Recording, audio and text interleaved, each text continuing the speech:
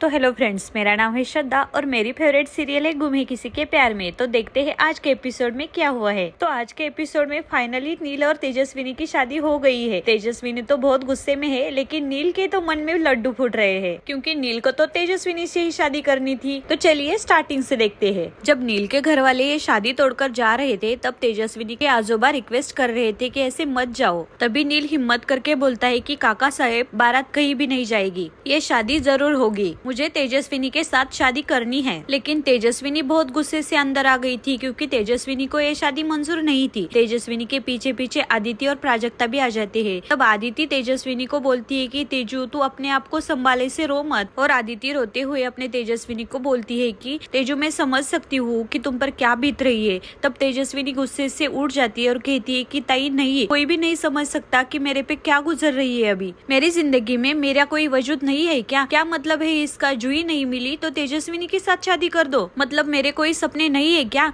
मैं किसी से भी ऐसे शादी कर दूं? तब आदित्य कहती है कि संभाल तेजू अपने आप को, आजोबा ने ऐसे अचानक से शादी की बात कर दी तो मैं समझ सकती हूँ तुम पर क्या बीत रही होगी। तब तेजू रोते हुए कहती है कि नहीं ताई, आप नहीं समझ सकते और कोई भी नहीं समझ सकता कि इस वक्त मेरे पे क्या बीत रही है।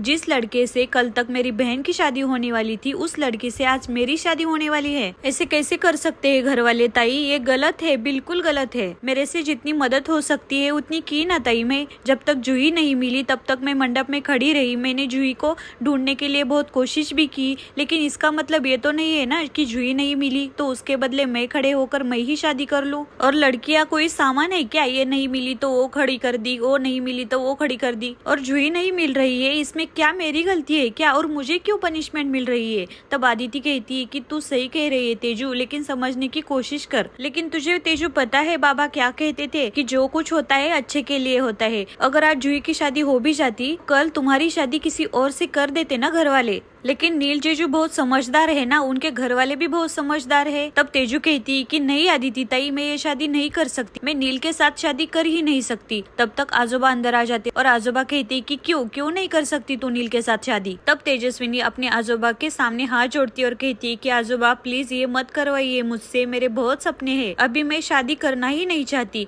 मेरी पढ़ाई बाकी है, मेरे बहुत सारे सपने हैं, मेरे पापा के सपने हैं, मुझे बहुत बड़ा सिंगर बनना है, मुझे अपने घर की पूरी फैमिली की जिम्मेदारी उठानी है आजोबा। तब आजोबा गुस्से से तेजस्विनी को कहती है कि इस घर की इज्जत से बड़ी जिम्मेदारी क्या हो सकती है, और तू वाकई इस घर के लिए कुछ करना चाहती है ना, तो तेजस्विनी ये शादी कर ले। और जूही ने तो जीते जी हमारे घर को मार दिया है, और हमारी किस्मत भी अच्छी है क्योंकि दुल्हन बदल जाने के बाद भी नील शादी करने के लिए तैयार है, और अब तू मना कर रही है। अरे तेजस्विनी, मैंने उनके परिवार के सामने हाथ जोड़े हैं, उनके सामने मैं रोया हूँ। तेजस्विनी, मैं तुमसे कहता हूँ कि इस मंडप में बैठ जा तू। अरे तेजस्विनी, मैं तुम्हारे आगे हाथ जोड़ता हूँ। ऐसा कह के आजोबा तेजस्विनी के सामने भी हाथ जोड़ते हैं और कहते हैं कि इस घर की इज्जत अब तुम्हारे हाथ में है। तब तेजस्विनी कहती है कि आजोबा ऐसे मत करो। तब तेजस्विनी की आई भी अंदर आ जाती है, लेकिन आजोबा की तबीयत कुछ खराब हो जाती है। आजोबा को बैठने के लिए तेजस्विनी चेयर देती है, और तेजस्विनी आजोबा को पानी दे रही थी, लेकिन आजोबा पानी नहीं लेते और वो पानी का ग्लास फोड़ देते और कहते हैं कि जब तक तू मंडप में नहीं आती तब तक मैं एक घोट भी नहीं लूंगा पानी का। और ये देखकर तेजस्विनी तो बहुत घबरा जाती है।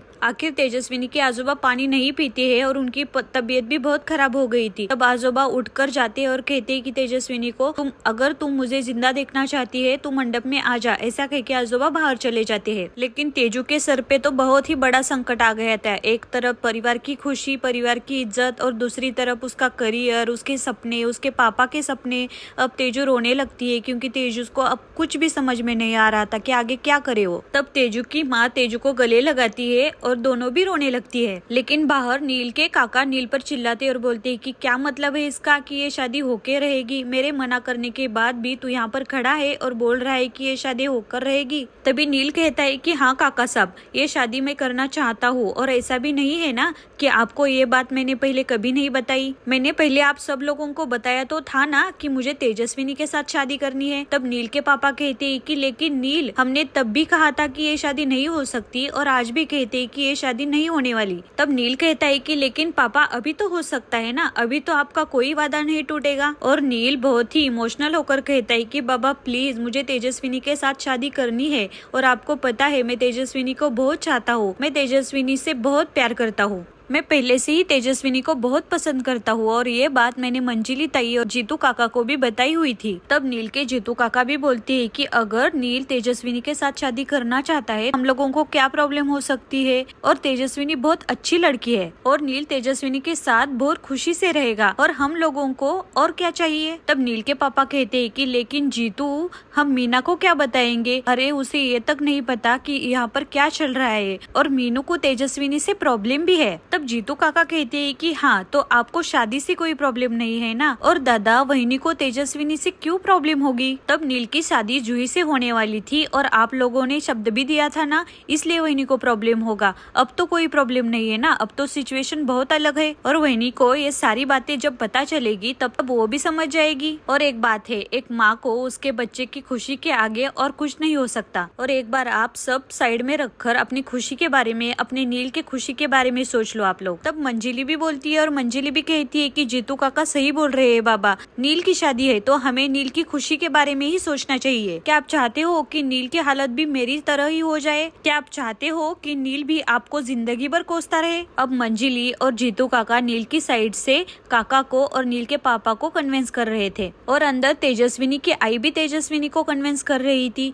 तब तेजस्विनी कह रही थी कि आई आप ऐसा कैसे कह सकती हो। तब तेजस्विनी की माँ तेजस्विनी को बहुत समझाती है कि बेटा ये सही है, तुम नील से शादी कर लो, नील बहुत अच्छा लड़का है, तुमको भी मालूम है और तुम्हारे पापा की भी यही इच्छा थी कि तुम नील से शादी कर लो। लेकिन रोते हुए तेजस्विनी अपने माँ से कहती है कि लेकिन माँ मैं ऐसे कैसे कर सकती हूँ, मेरे बहुत सारे सपने हैं और ये देखो ये फॉर्म, मैं आज अपने कॉलेज में जाकर ये फॉर्म भरने वाली थी, मेरे पापा का सपना पूरा करने वाली थी और अगर मैं आज मंडप में बैठ जाऊंगी ना तो मेरे सारे सपने टूट जाएंगे माँ। लेकिन तेजस्विनी की आई, आदिति ताई और प्राजक्ता तीनों ही तेजस्विनी को समझा रहे हैं कि ये शादी कर लो तेजस्विनी। बाहर नील के पापा का और काका का डिस्कशन हो रहा है कि क्या करे। तब नील के पापा कहते हैं कि देखा जाए तो मंजिली और जीतू सही बोल रहे हैं और नील भी तेजस्विनी से प्यार करता है, लेकिन मेरे मन में ये बात आ रही है कि लीना क्या कहेगी। आपको पता है ना लीना ने क्या कहा था, अगर तेजस्विनी के साथ नील की शादी हो जाती है तो वो घर में नहीं रहेगी। लेकिन तब नील के काका कहते हैं कि हम लोग नील की खुशी के लिए लीना को समझा लेंगे। फाइनली नील के घर वाले भी इस शादी के लिए तैयार हो जाते हैं। तब अंदर तेजू का भाई वेदांत आ जाता है और वेदांत कहता है कि ताई ड्राइवर दादा ने सबको मना लिया, सब लोग शादी के लिए तैयार हो गए, आजोबा ने आपको बाहर बुलाया है। तब तेजस्विनी की आई तेजस्विनी को बहुत कन्विंस करती है और इसके बाद तेजस्विनी फाइनली मान जाती है और बाहर नील तो बहुत खुश था क्योंकि नील के मर्जी से जो हो रहा था सब,